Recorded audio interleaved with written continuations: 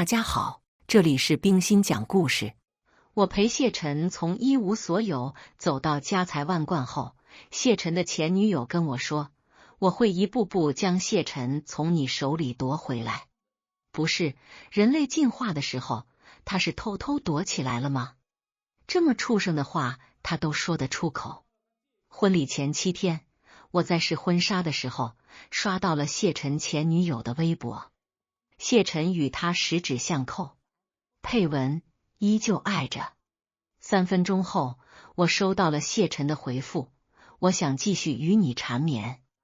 官宣复合的文案挺浪漫的，如果我不是谢晨妻子的话。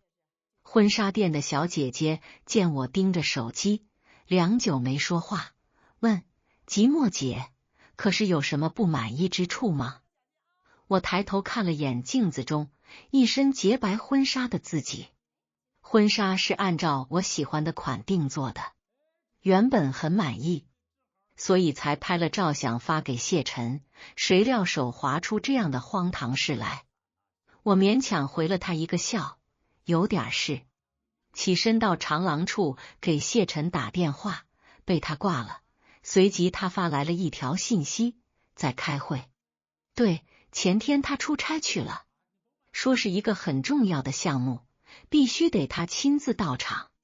现在看来确实挺重要的，几个亿的床上项目呢。谢晨回我电话是在1个小时后，谢晨的电话是在1个小时后。电话那头他语调温柔，默默，有什么事吗？听语调便知他还不知道他跟他前女友的事已经东窗事发了。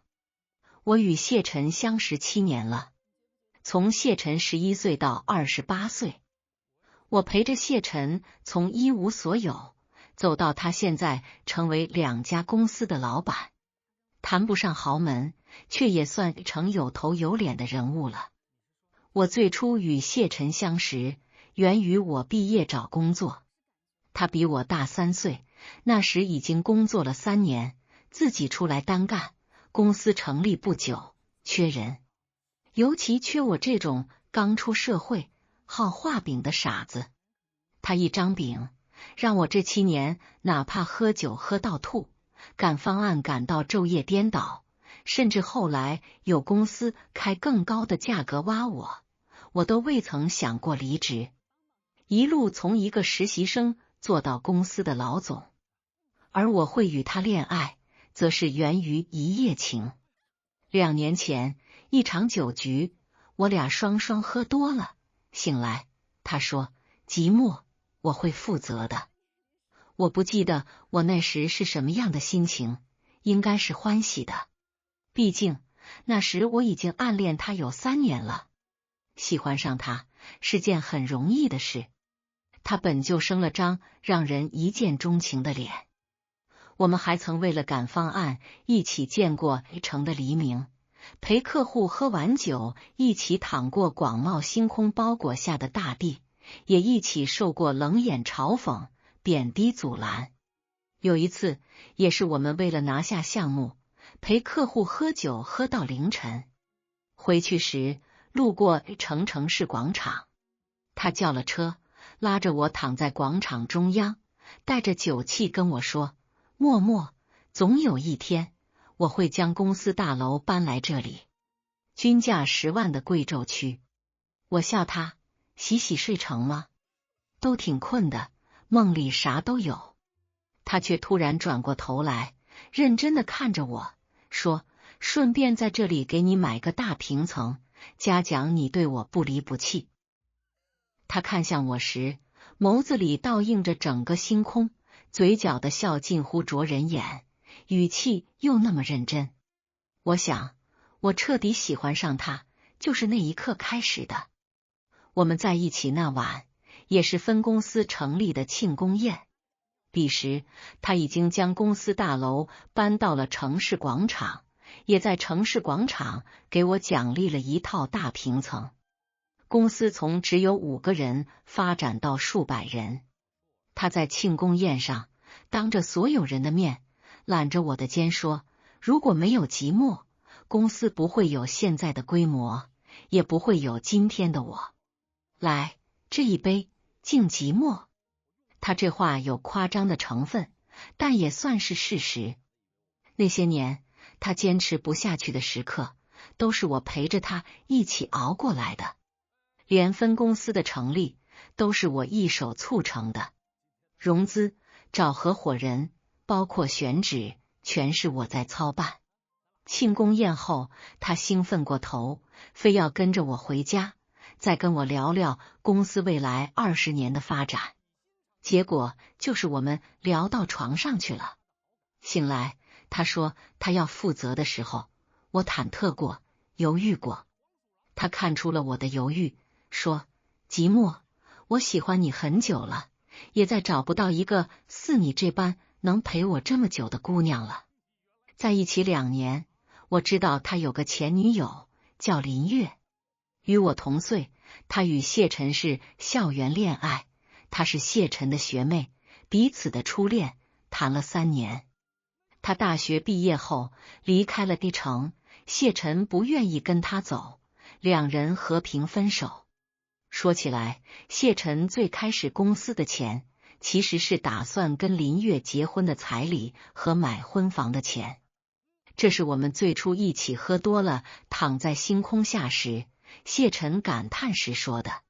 他说，如果当时跟林月结婚了，我现在应该过着早9晚5的社畜生活。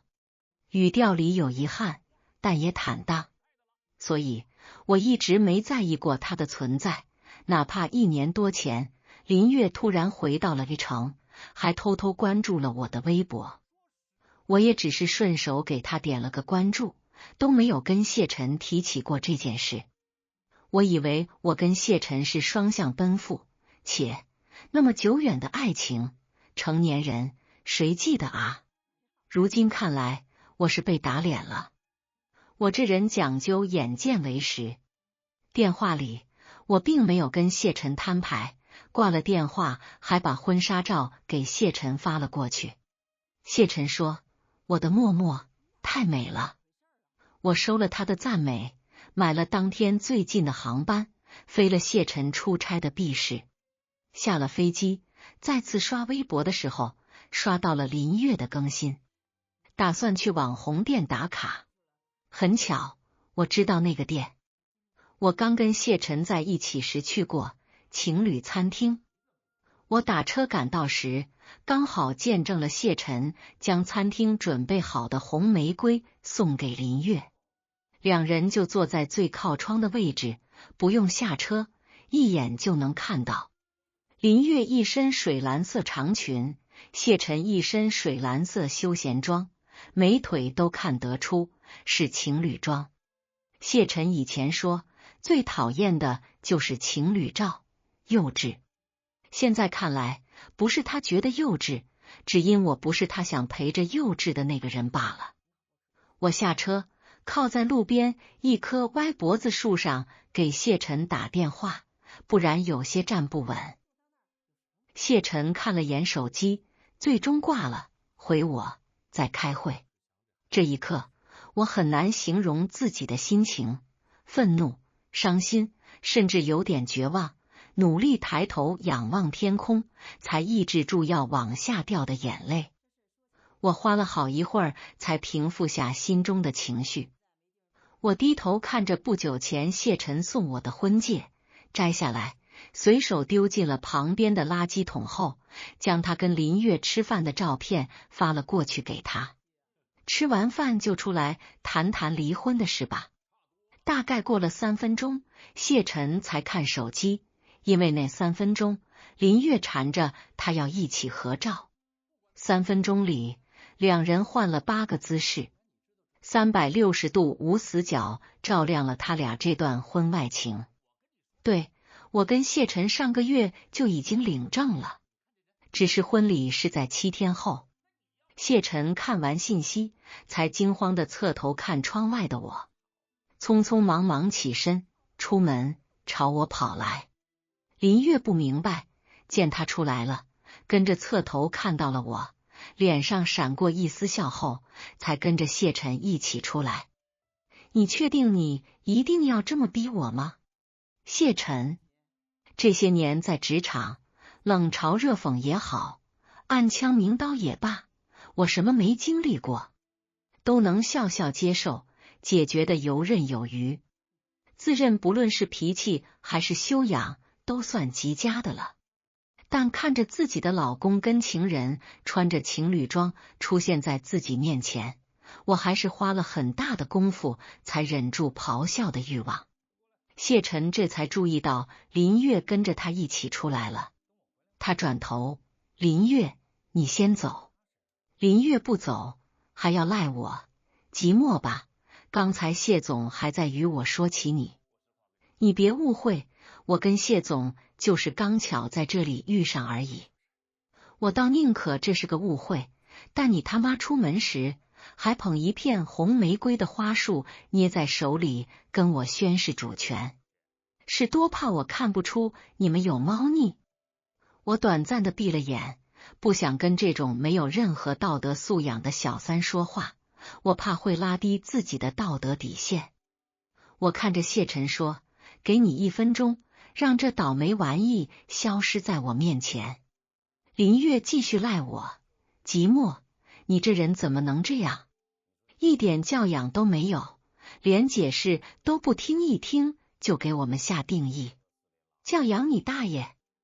我气急反笑，确实比不得你这种人类进化时自己偷偷躲起来的漏网之鱼。林月，我嘴闲就去添马桶，别在这儿唧唧。林月的脸色比我头顶还绿，最终走了。林月走后，我跟谢晨一起重新进了前面的情侣餐厅。不想再继续找地方吃饭，被渣男伤了的胃可以慢慢养，但是自己的胃得自己照顾。这些年为了公司喝了太多酒，胃出了毛病，饿不得，一饿就胃痛。谢晨原本想重新找地方吃的，大概是他也觉得愧疚吧，但我没同意。但这餐厅吃饭送红玫瑰，可不巧了。头先将红玫瑰拿给谢晨的服务员，与现在将红玫瑰拿给谢晨的服务员是同一个人。我明显看见他整个人都惊呆了，脸上明晃晃写着还能有这操作。我看着谢晨接过的红玫瑰，将一筷子菜塞进嘴里，问，这玩意儿我俩现在还用得上吗？谢晨，良久，谢晨说，默默。我打断他，你别在我吃饭的时候开口跟我说这些恶心事，我怕吐。体谅一下我这些年为了帮公司争取利益，什么狗屎玩意的话没说过。谢晨，谢晨脸上闪过一丝愧疚。一顿饭吃了2个小时，2个小时里，我脑子高速运转，思考离婚事宜。我没有大病，脑子也没有坏，原谅一次就还有下次，趁着还没有孩子，能断得干干净净。我们之间的财产纠葛就是公司的问题，总公司与我无关，分公司我是持股人。我们领证的时候没有做财产公证，但是新婚姻法不会允许我凭借一本没什么卵用的结婚证就拿谢晨一半财产。但我没想到，在我想着离婚事宜的时候，谢晨想的是7天后的婚礼不能受到影响。他说，默默，我不想跟你离婚。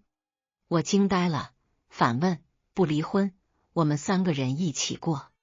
7天后的婚礼，你左手牵我，右手牵林月。我顿了顿，呵，我真觉得自己因为有那么点儿道德底线，而显得跟你们这些没有道德底线的人格格不入。谢晨，良久，我问，你们什么时候重新开始的？我们领证之前，还是我们领证之后？好一会儿，谢晨才说，我们没有重新开始。没有重新开始，那你们现在算什么？来为我俩的生活添点植物，换点新鲜空气。谢晨的脾气其实不太好，我这么说完，他是有些生气的，但最终忍下了，又说：默默，你现在在气头上，我们冷静2天再说这件事，好不好？我同意了，冷静2天也好，现在确实在气头上，我怕有哪些属于我的东西给气忘记了，会误判给谢晨。去酒店的路上，谢晨一直试图跟我狡辩，但大概是无从狡辩，欲言又止了几次，最终没开口。到了酒店，还试图跟我进一间房。我看着他，谢晨，你认识我7年了吧？你觉得我会用别人用过的东西？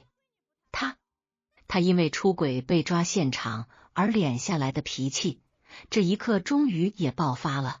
默默，你说话能不能稍微注意一点？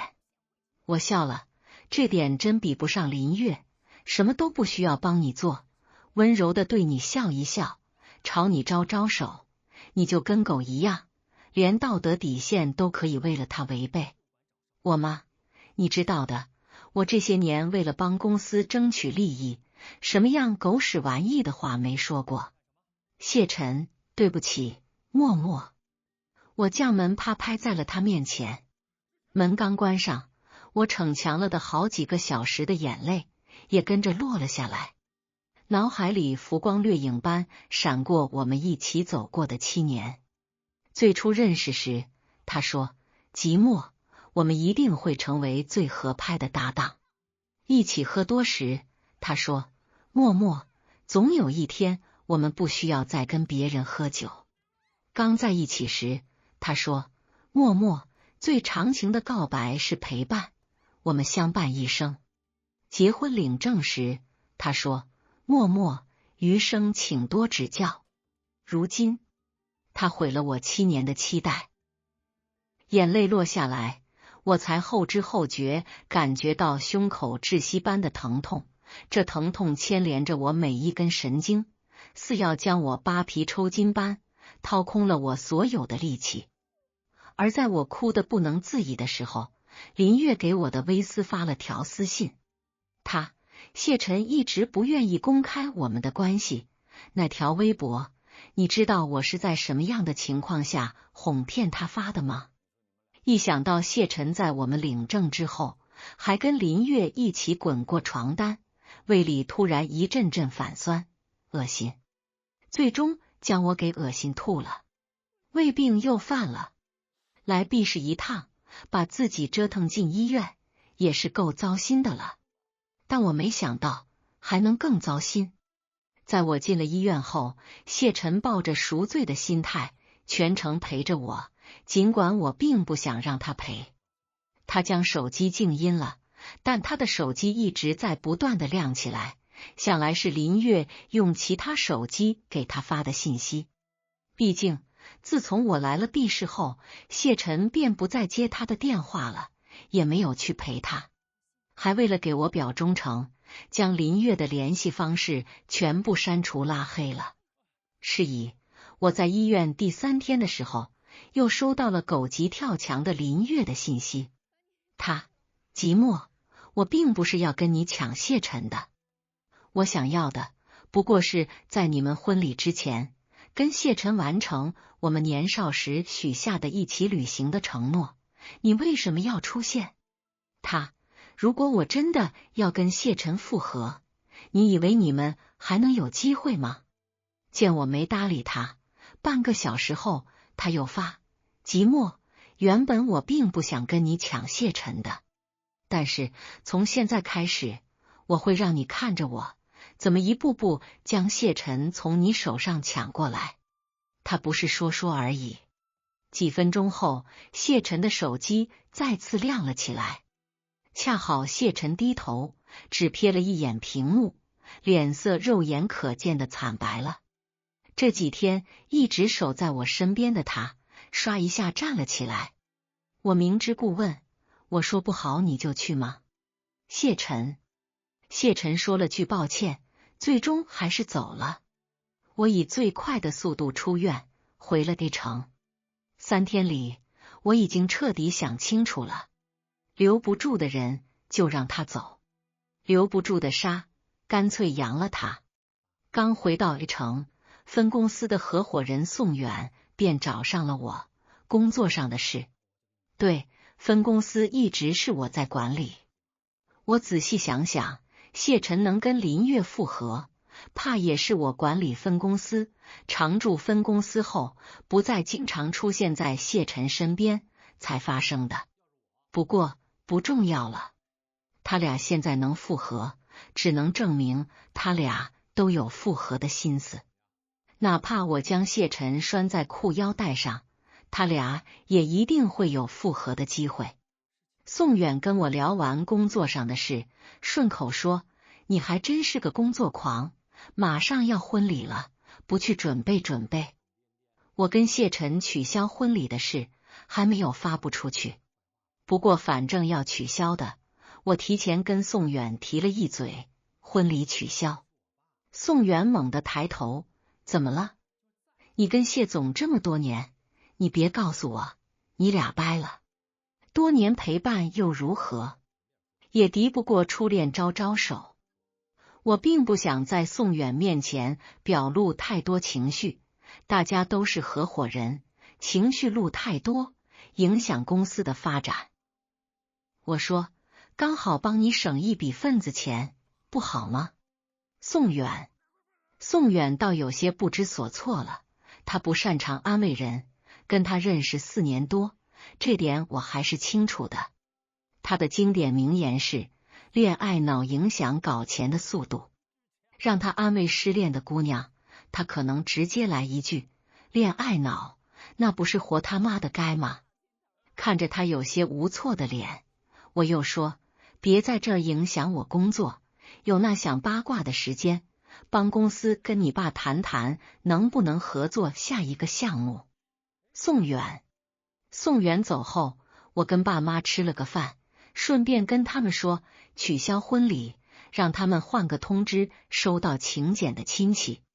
两人义愤填膺，我爸撸袖子，恨不得现在就飞去 B 市踹死谢晨，我妈直接被气哭了。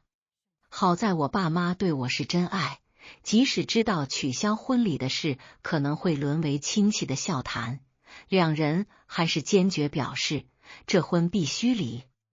以下是图片中的文字内容，按顺序提取。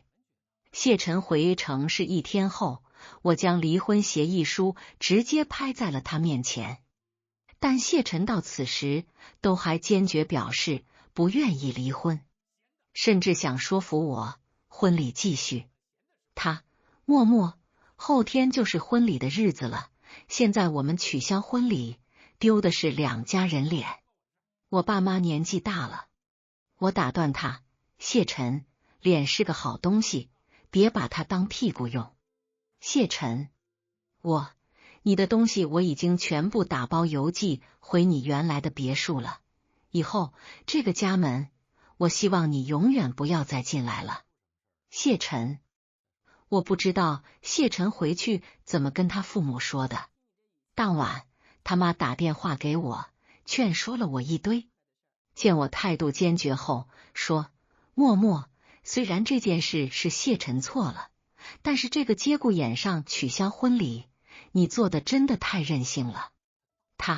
再说，你现在跟谢晨离婚了，还能再找到一个比谢晨更好的吗？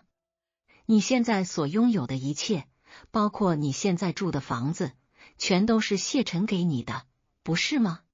我本不想对他的，但他要找对，就不能怪我嘴毒。我现在所拥有的一切，全都是我自己努力得来的。总公司能有现在的成就，是我跟谢晨一起努力的结果，分公司几乎是我一手做起来的，所以你不用来扑我。我没给他插嘴的机会，继续说：如果你觉得出轨可以原谅，出轨离婚就是任性，那么我祝福你，将来有机会与你老公的小三跟小三的子女四世同堂。他被我最后一句话气得跳脚，开口骂骂咧咧。但我没听他骂完，听他骂了一句：“我当初就不乐意你们结婚，现在你还敢给我家整这种幺蛾子。”后直接将电话挂了，并顺手将他拉进了黑名单。他当初不乐意我跟谢晨结婚的原因，我也很清楚。我太强势了，不能事事顺着他，还忤逆他。分公司刚刚成立的时候，他想将他那般没用的亲戚安插进分公司做管理。谢晨自己拒绝不了他，就将我推了出去，让我一口回绝了。你当初跟我谈婚论嫁的时候，他单独来找我，给我下马威，说让我将来一定要生个儿子。我隐晦地问他，若不是儿子呢？他态度蛮横，那就生到是儿子为止。一个女人若是儿子都生不出，有什么用？婚后所有被婆婆欺负的媳妇都有一个通病，那就是从最开始就先放低了自己的身段。明明别人都已经踩你头上了，你还试图把她当亲妈。所以为了将他将来想拿捏我的念头掐灭在摇篮里，我直接回了他一句：多读点书，别脚还没有踏进贵妇圈，先把脸丢进去了。他让我结婚就离开公司，在家做全职太太，说一个女人总在外面打拼，不知道的还以为在外面卖呢。再说，谁知道我会不会因为工作上的酒局，酒后就跟人发生什么乱七八糟的关系，给他儿子戴绿帽子。我呵呵他，以前的女人只是裹小脚，你倒是把小脑也裹了。他跟谢晨告状说我骂他，我反问谢晨，没进门先告婆婆，我脑子坏了吗？谢晨听完我的反问，大概知道了是怎么回事，所以我们领证后住在我的大平层，不跟他妈一起住。不是谢晨偏袒我，他单纯不想处理我跟他妈之间的矛盾，或者说他十分清楚，他10个妈也不够我骂，也降不住一个我。我以为我能跟谢晨体面离婚的，大家都忍，没必要撕破脸皮。但是我貌似高估了谢晨，或者说这么多年来我从来没有了解过谢晨。在我拉黑他母亲电话的次日，他想让我净身出户，连同分公司的股份也希望我能放弃，还附了一条，当初因为我完成业绩而奖励给我的城市广场的大平层也要一并归还。他说完，在电话那头又说，默默，只要你不离婚，明天的婚礼继续，这些我们都可以重新谈。我倒是知道他为什么不愿意跟我离婚。一旦我俩离婚，公司的股市肯定受到影响，他还很可能会失去分公司的掌控权。毕竟分公司是我一手做起来的，他除了最初投了点钱，什么也没管。且我们原本在筹划第2家分公司的成立，依旧是我主导。他不想失去我这个得力助手。但谢晨能说出这样的话，是他没睡醒，还是他觉得我没睡醒？他还试图给我洗脑，默默，这个圈子那么多包养情人的，甚至联姻后各过各的，别人不一样好好过。我问，你的意思是让我拉低自己的道德水准，也包养一个小白脸？他沉默，良久又说，我会跟林月一刀两断的。呵，双标狗！他怕是跟林月一刀两断不了。他几天前会选择丢下我去林月那里，是因为林月跟他闹自杀，这自杀威胁还被林月给美化了。在微博上的文案也十分好看，十分浪漫，错过你，我将再无爱别人的能力。应了那句会闹的孩子有糖吃。但我反手拉黑了他，看多了怕自己被传染成作精。婚礼当然是没有如期进行，谢晨对外只宣称推迟婚礼。他不同意协议离婚，我直接找律师向法院申请了诉讼离婚。他在我申请后才彻底慌了，他再次放低了姿态来找我。默默，我只是一时糊涂，林月当时找我复合，我喝了点酒，所以才会出这荒唐事。我没理他。此后他便隔三差五在我楼下跟我上演让人头皮发麻的火葬场剧情。但讽刺的是，大概是我拉黑了林月，林月不能跟我汇报他跟谢晨的进度了，只能想其他办法膈应我。所以有一次我加班到深夜，谢晨来等我下班的时候，我看见了他衣领上的口红印。连个火葬场剧情都演不好，他还能有什么用？我指着他衣领上的口红印问：这就是你说的跟林月一刀两断？谢晨，谢晨，好聚好散，别再来恶心我。你知道的，我从来不吃回头草。后面半月，谢晨终于消停了，应该是去跟林月吵架去了。没几天，我收到了林月的信息：即墨，你怎么不去死？我冷得嘲讽回去：怎么，寻死觅活不好用了？大概是他没有逼得谢晨愿意跟我离婚。他也找上了我，约我在公司楼下的咖啡厅，说是很重要的事要跟我说。我本不想去见他的，转念想想，我要见识见识林月的多样性也行，就赴约了。他是来诛心的。谢晨跟他说，他与林月会复合，是喝酒了，林月自己贴上去的。但事实是，1年多前，林月之所以会回一城，是谢晨将她带回来的。谢晨1年多出差去了他的城市，还是谢晨先找上的他。你知道谢晨找上我时怎么说的吗？他自问自答。谢晨说，当年没有跟我结婚，是他这辈子最大的遗憾。如果时光可以重来，他宁可不要现在的富贵，也要跟我走，跟我结婚。他笑得十分得意。一场金钱游戏，硬生生被他给掰成了爱情。我本就心情不好，想到谢晨已经背叛了我1年多，心情更不好了。见不得他笑，于是我反问了他3个问题：现在谢晨跟你结婚了吗？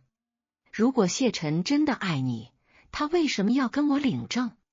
如果你们真的是爱情，谢晨为什么到现在都还不愿意跟我离婚？他脸上的笑被我没了。我也自问自答，你图他的钱，他当年那点对你没有散尽的新鲜感，或者说没有得到的骚动，一场狗都看不上的婚外情，龌龊交易，也能被你狗叫成爱情。狗听了都要忘一口。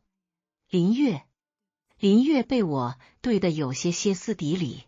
即墨，你为什么就不能放过谢晨？我脱了他的眼，做小三做到像你这般理直气壮，我也是人生仅见。别再来挑衅我，不然让你身败名裂。想了想，不解气，我干脆也诛他的心。还有，现在是谢晨权衡利弊后，觉得你没什么用，只会拖累他，不想跟你继续了。他来纠缠我，不是我纠缠他，明白？如果你真的有那么点用处，麻烦你赶紧搞定谢晨，让谢晨跟我离婚。一天不离婚，我一天觉得膈应。林月的脸色瞬间惨白。呵，一个靠男人而活的废物。但为了能跟谢晨更快的离婚，我愿意给他提供一条捷径。我说，有来我这里受气的时间，还不如想想怎么讨好你未来的婆婆。对完林月，出门恰好遇上了宋远。也不知道宋远听了多久，一脸的一言难尽，说：这你也能忍？上去直接扇他2巴掌，让他认清现实。我白了宋远一眼，不想进局子，进了局子闹大了，影响公司声誉。宋远若有所思地点了点头，也对，公司可还有我的份，不能这么。宋远一定要拉着我一起吃午餐，其实是为了八卦，还摆出了公司股东的身份，说我觉得这件事我有知情权，你可是公司决策人，万一你跟谢晨的事情收不好尾，我好提前规避风险，撤资。你知道的，我当初会投资，可全是看在你是工作狂，一定能让我赚的份上。我爸当时还说让我别虎头大脑的被骗，劝过我呢。对，宋远是个富二代，一心只想自己干，不想靠他爸的富二代。他说的也是事实，当时为了拉宋远入股，我跟他喝了3场酒，才终于拿下了他。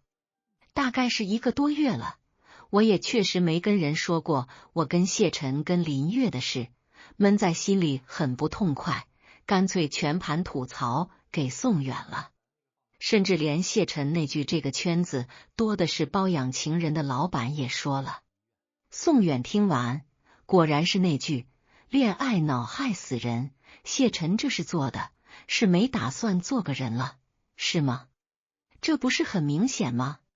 谢晨要是还打算做个人，早就放过我，跟我离婚了，也绝对不会为了威胁我妥协，在明知道我与他势均力敌的情况下，还敢说出要我净身出户这种见鬼的蠢话。宋远见我情绪低落，又说别被迫了，这个圈子怎么了？这个圈子里有人渣，但也有好男人。因着我跟谢晨闹的事，即使我俩谁都没有公开过婚礼如期进行的原因，公司无可避免的还是受到了影响。仅仅1个多月，总公司3个项目的合作方合约到期，续约没有谈下来。因为当初那3个合作都是我一手做成的，他们顾虑我俩掰了后，公司后续的变动问题。生意人都精明着呢。于是谢晨再次来找我，开口就是兴师问罪，默默，即使我们要离婚了，你也没有必要搞公司，公司也曾是你的心血。先不说我真的没有搞公司，他似乎忘了1个多月前他还希望我净身出户，且总公司的亏损跟我有毛线关系？我用看智障的眼神看他，你是跟狗相处久了，被同化了，见人就废。谢晨认识我7年，对我或多或少还是了解的，见我如此理直气壮的骂他，知道我并没有给他使绊子，才说默默对不起。而后他叽叽了一堆，又是道歉，又是好话，目的只有一个，让我出面重新去谈总公司几个合作的续约问题。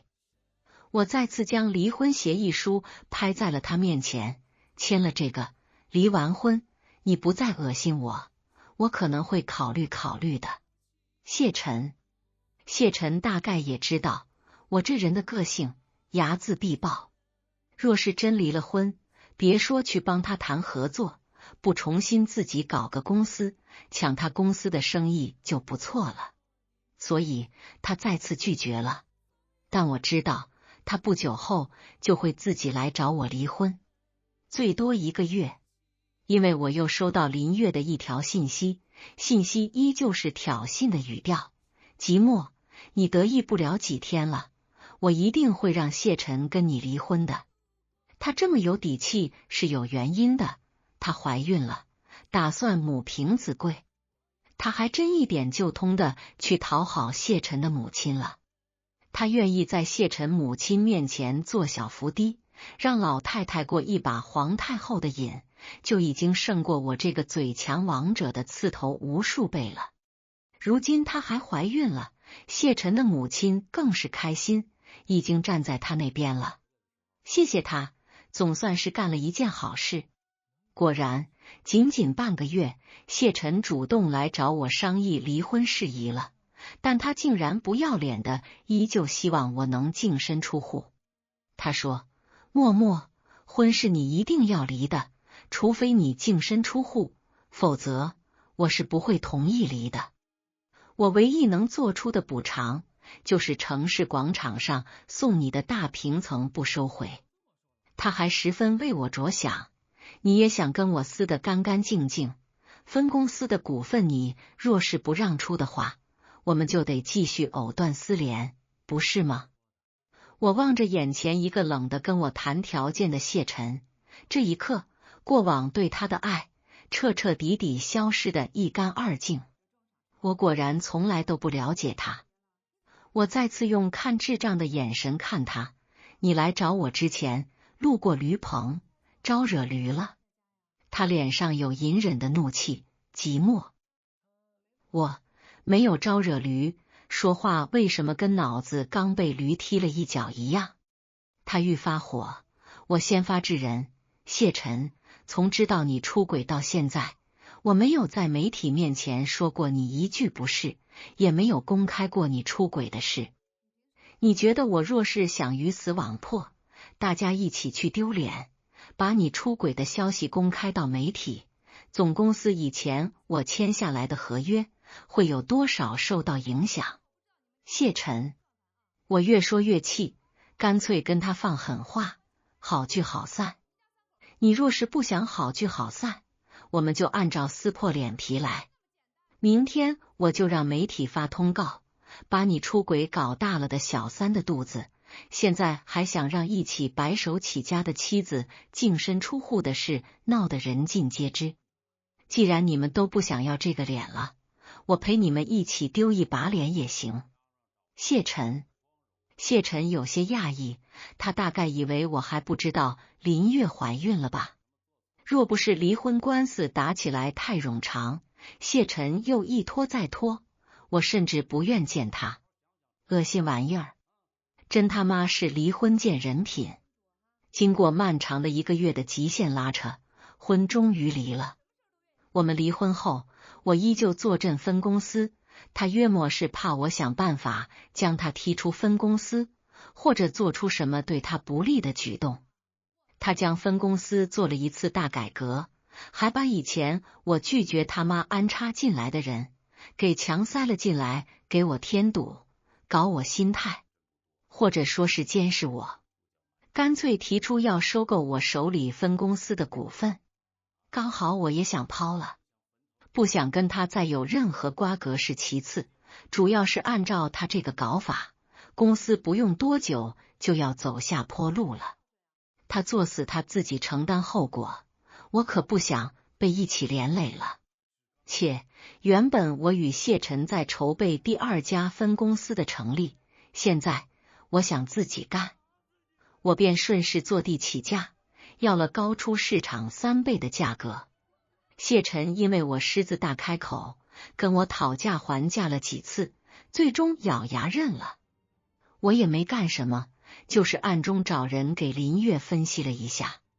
若是我跟谢晨因为公司的问题离婚后继续接触的话，后续可能他就成了蚊子血，而我反而会站到白月光的位置上去。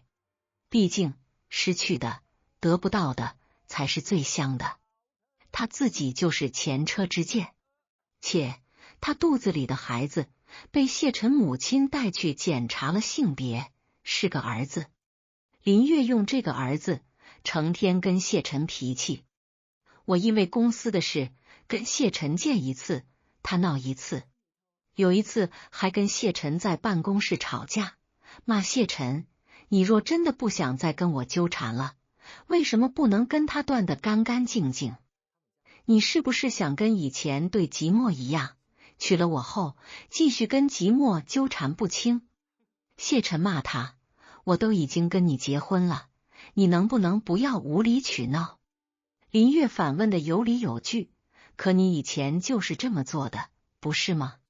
啧啧，不愧是小三上位的，警觉性比我高多了。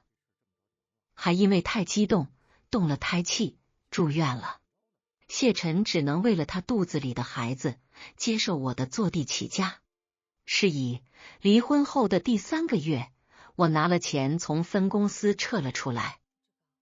从分公司撤出来后，为了筹备自己的公司，我忙得根本没时间去关注谢晨跟林月了。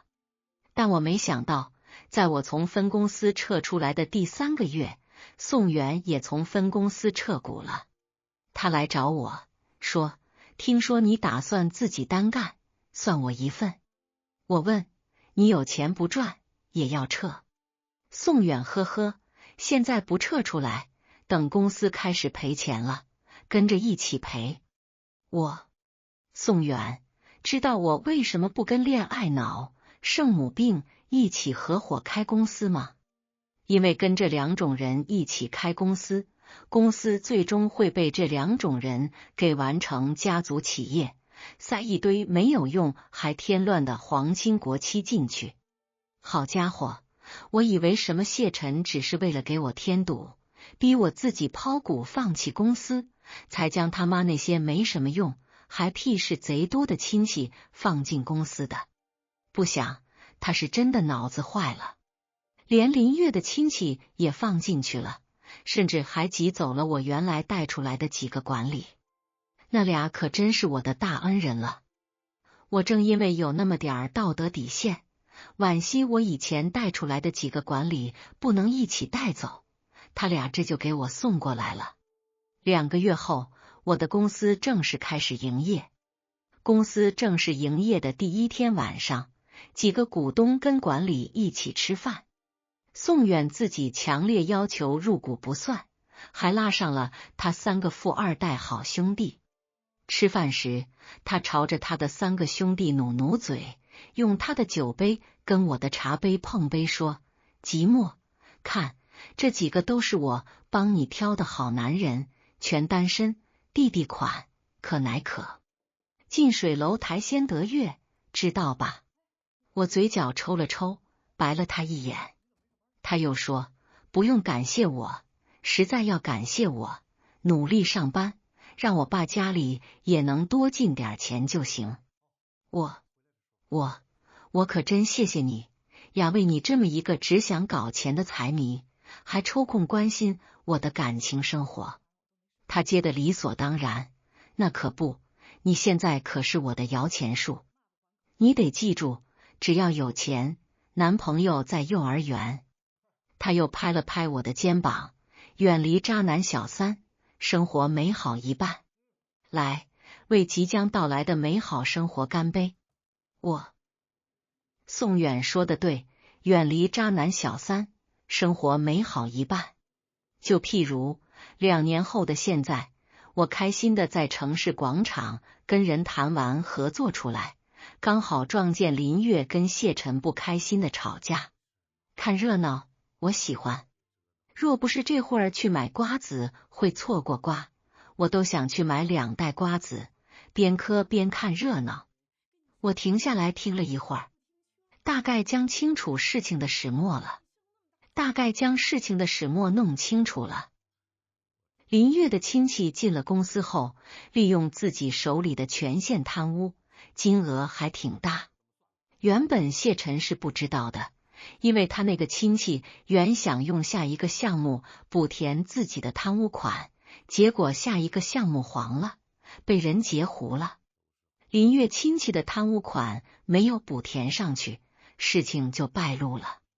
谢晨追着笔款，可是款已经被林月的亲戚拿去赌，输完了。于是谢晨将林月的亲戚给告了。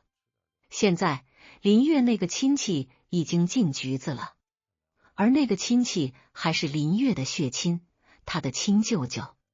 不然不至于林月能在大庭广众之下来找谢晨骂娘。狠心起来，倒是谁也比不过谢晨。所以林月正在骂谢晨没有良心，没有人情味。谢晨，林月，我是给你脸了，是吧？你当初心机用尽，甚至不惜骗我妈要嫁给我，怎么不说我没有良心，没有人情味？既然我没有良心，没有人情味，那就离婚，你有多远滚多远。林月，谢晨放了狠话，林月却不敢开口了。也是，他可是好不容易才将我挤走，坐上了谢太太的位置的。轻易离婚了，谁承担他的高昂花销？谢晨当初能干出想让我净身出户的事，对他也不见得会手下留情。他可没有我当初的底气。我转头问一起来谈项目的宋远，谁惹的？我去给他送个礼。宋远，不就是你？上个月黄总亲自来找你的那一单。我尴尬啊，好的，今天去给自己买个礼物。宋远顺嘴也说，记得带我一份。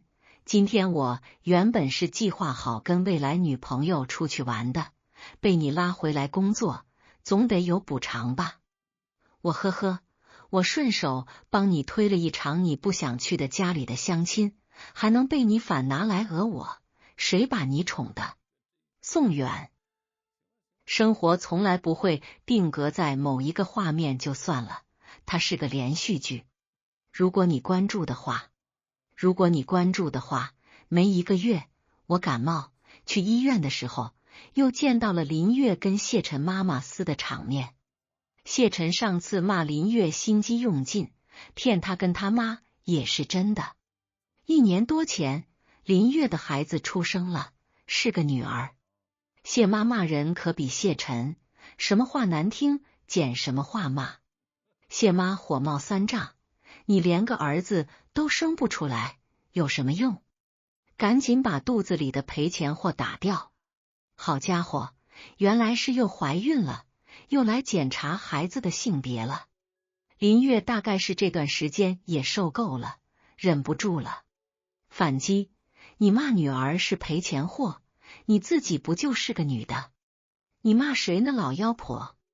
谢妈立刻跟他撕了起来，就骂你个小贱人，骚蹄子，丧门星。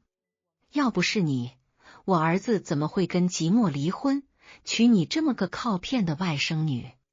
让你家赶紧把你贪污的钱全还回来，不然有你好。林月也不是省油的灯，一语中的道，若不是你想当皇太后，你会那么爽快的同意谢晨跟即墨离婚，跟我结婚？你不过是骂不过即墨罢了。听我说，谢谢你们。3句话不合，谢妈上手了。她啪的一巴掌甩在了林月的脸上，力道之大，让林月的脸上当场5根手指印，还顺手薅了林月的头发，边扯头发边骂，一个小贱人还敢跟我还嘴了，看我今天不打死你！我一阵生理性头皮发麻，然后掏出手机拍照，再反手帮他们报警了。我的助理还是我以前那个小可爱，他从谢晨分公司离职，又跟了我。他十分清楚我跟谢晨的爱恨情仇，目瞪口呆地看着我的操作，问即墨姐，这么好看的热闹，解气的时候，你竟然报警？不用谢我，请叫我雷锋。小助理，我可谢谢你。雷锋，我瓜子都掏出来了，你给我打断了。医院斜前方就是警察局，5分钟不到，警察就到了，将2人齐齐带走。2人被带走后，助理感叹，还好你当初跟总算了，不然今天挨打的也不可能是林月。谢妈敢对林月动手，一是林月从最开始就在讨好他，让他有了高人一等的优越感；二是林月没有底气跟谢晨离婚，彻底跟谢妈闹翻，看谢妈都对他动手了，他却还不敢还手，就知道了。一日，A城最有业绩的八卦记者将这件事给爆了出来。谢妈的那巴掌，照片拍的能看清谢妈甩了多少头发。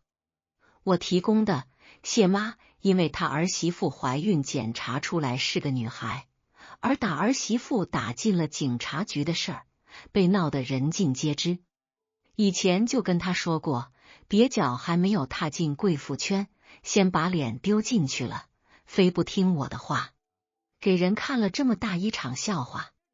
这八卦一出来，有热心媒体朋友又将林月当初之3做3，还逼我让位的小道消息也给扒拉了出来，蹭热度一起发了。全网骂林月该，林月跟谢晨一起名声扫地。热心网友们给林月跟谢晨道了个贺，恭喜即墨姐姐当初跳出了这火坑。谢谢你们，当初就不想让你们看我的笑话，隔了2年多，你们用迂回战术也要给我笑话回来。所谓屋漏偏逢连夜雨。又2月，谢晨家里鸡飞狗跳的时候，公司也出了问题，分公司做假账、偷税漏税被人举报，被查了。从我知道谢晨将我以前带出来的管理换成他妈和林月的亲戚时，我就知道他这死的有点大，他的分公司要开始走下坡路了。加上我还时不时抢他几单生意，但是没想到这么快就出事了。宋远听完这消息，拍了拍胸脯说：“还好我有先见之明，撤出来了。”从他将公司财务部部长换成他妈的侄女后，我就觉得他没打算干好事。我没什么诚意的夸他：“你可真是个大聪明。”宋远没什么诚意的夸我：“彼此。”但我俩谁都不提这个举报人的事，假装与自己无关。这次事件后，谢晨的分公司以坠楼的速度垮了。总公司也被分公司牵连，黄了无数单，让我又多抢了他几个客户，赚了好大一笔。即使谢晨力挽狂澜，将他妈跟林月的亲戚全部从公司清理了出去，又为了挽回名声，给贫困山区捐款500万，也无济于事。全网朝他作秀，甚至有键盘侠直接问：“这是偷税漏税得来的？”谢晨的总公司也开始走下坡路了。我突然想起很多年前，我刚陪着谢晨创业时，公司也经历过一次危机，资金链出了问题，谢晨都打算放弃，重新找份工作上班算了，是我陪着他到处求人。那段时间，我们不是在求人，就是在去求人的路上。我陪着他看尽了别人的脸色。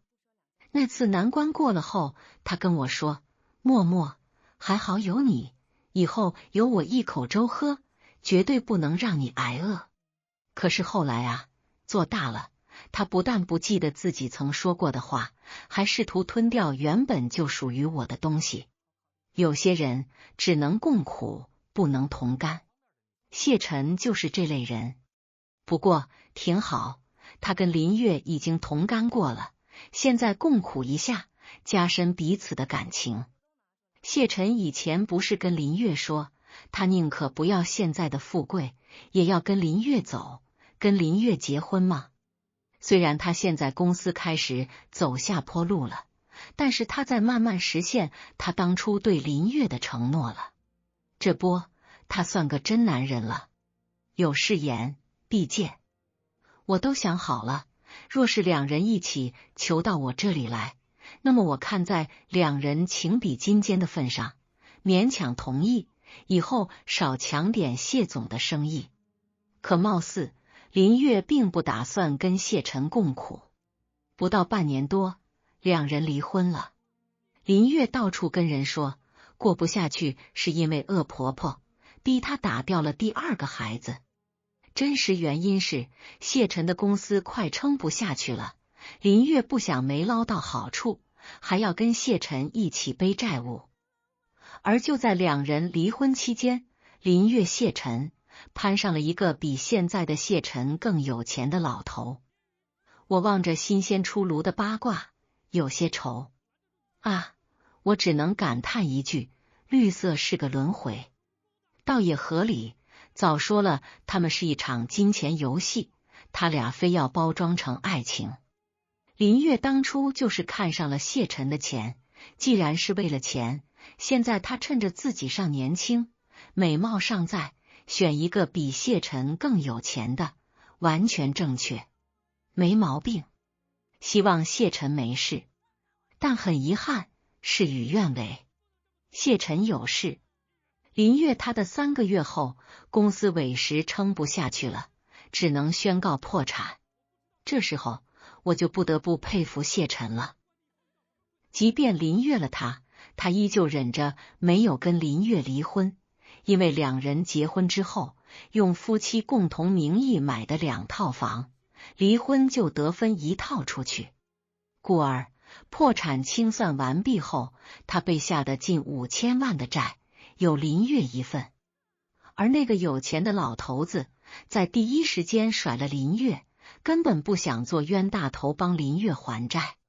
我看着新闻，隔空送了他俩一句话：渣男小三死。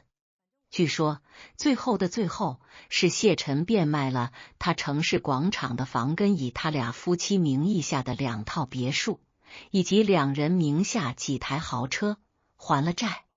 还了债，他彻底打回原形，跟他当初创业时不能说一模一样，只能说是有差别。不对，有差别。他现在上有老小有下，以及一个了他老婆，还是人到中年。不知道他还有没有当年创业的勇气，东山再起。不过我不关心了，他的失败可不是我的手笔。他不将他妈跟林月那些心术不正还平庸至极的亲戚放进公司做管理，我就是抢他几单生意，他也垮不了。尾声，我原以为我这辈子都不会再见谢晨的，也事与愿违。宋远结婚时，我去参加他的婚宴，还是遇见了谢晨。谢晨在宋远举办婚宴的酒店做小主管，看来是没有当年创业的勇气了。我不知道别人再见前夫是什么心情，但我看着如今即使西装革履，依旧难掩疲惫的谢晨，心中丝毫波澜都没有，就像是见到了一个陌生男人，不爱也不恨。谢晨看了我良久，上前说：寂寞，当初对不起。我朝他笑了笑，说：道歉就不必了，当初是我小气了，都没有给你们送上祝福。现在不及你们，祝你跟林月长长久久，白头偕老。谢晨的脸有点绿，头好像也有点绿，不过他现在也算是求人得人了。我补刀：如今你也算是弥补了当年因为没有跟林月结婚而错过的朝9晚5的社畜生活了，不留遗憾了。谢晨。